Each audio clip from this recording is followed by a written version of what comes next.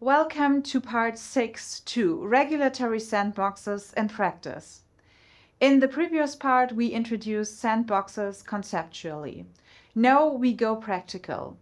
Real-world testing, what the AI Act requires when testing happens outside a sandbox, and how the AI Act connects sandboxes to data protection law, especially through Articles 59 to 61. The regulation allows testing of high-risk AI systems in real-world conditions outside of AI regulatory sandboxes, but only in accordance with Article 60 and a real-world testing plan. The AI Act treats certain pre-market testing as legitimate, but it formalizes it. If you want to test outside a sandbox, you don't just do it informally, you have to do it under a plan-based governance framework with authority oversight hooks. The AI Act defines testing in real-world conditions in Article 3, paragraph 57 as time-limited testing under real-world conditions outside a lab to collect reliable and robust data and assess or verify compliance with the AI Act. And an important legal clarification. Real-world testing is not considered placing on the market or putting into service of an AI system, provided the conditions in Article 57 or Article 60 are fulfilled. This is how the AI Act creates a controlled pre-market test. Besides, there is an R&D scope exclusion where the test is within the regulated sandbox testing regime. The point is, once you test in the real world under these articles, you are inside governance rules, not outside them. Keep one idea in mind as we go forward. The AI Act's real-world testing regime is permission but conditional. It's allowed, but only if you can show you met the legal safeguards and governance steps. Now we connect sandboxes to data protection, which starts from the GDPR's purpose limitation principle. According to Article 5, data should only be processed for specific purposes with limits on further processing of this data. Because real-world testing and sandbox development often needs realistic data sets, including personal data. So the government question becomes, when can lawfully collected personal data be reused for testing and development of AI systems? The AI Act addresses this by providing a specific sandbox-related legal structure for consent and the need for a legal basis for processing. This is stated in Article 59, paragraph 1.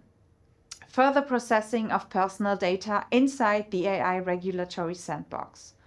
The core idea is narrow and explicit. Personal data lawfully collected ought to be processed in the sandbox solely to develop, train, and test certain AI systems, but only if all the listed conditions are met.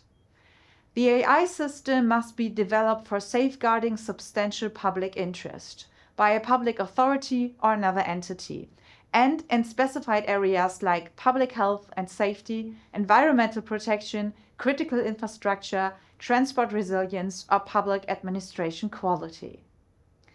The AI Act frames Article 59 as a legal basis for certain sandbox activities under strict conditions. Explicitly concepts around further processing and sensitive data safeguards, recognizing risk and relevant implications for society and the intersection of the GDPR. Let's have a closer look at safety mechanisms. First, a necessity test. Use personal data only if anonymized synthetic or non-personal data won't work for the sandbox purpose. Second, risk governance. Monitor for high risk and mitigate quickly, including stopping data processing if needed. Third, secure isolation. Processing happens in a protected environment with authorized access only, so the sandbox is also an infrastructure requirement. Fourth, no spillover. Onward sharing only under EU data protection law, and sandbox-generated personal data stays within the sandbox constraint. Fifth, no individual impact during sandbox processing. No measures or decisions affecting data subjects and GDPR rights remain applicable. And finally, accountability artifacts. Logging DOE test results so the sandbox produces evidence, not just experimentation. Now we move to Article 61. Informed consent for real-world testing outside of sandboxes under Article 60. Consent must be freely given and informed, like stated in the GDPR, based on concise, clear, and relevant understandable information. These requirements are very close to the GDPR-style expectations. Purpose and nature of testing and possible inconvenience. Testing conditions and expected duration, the right to refuse or withdraw without deterrent. How to request reversal or disregarding of outputs, and the unique test identifier plus provider contact details. You need to know who you are dealing with. And there's a documentary compliance duty. Consent must be dated, documented, and a copy provided to participants or their legal representative. In other words, this is designed to be auditable, not informal. The AI Act could foster joint sandboxes across member states in its sandbox framework and emphasize coordination bodies. So conceptually, stronger cross-border cooperation could support even more harmonized testing environments, especially for shared concerns like cybersecurity evaluation scenarios. The broader point is sandboxes for harmonized compliance learning.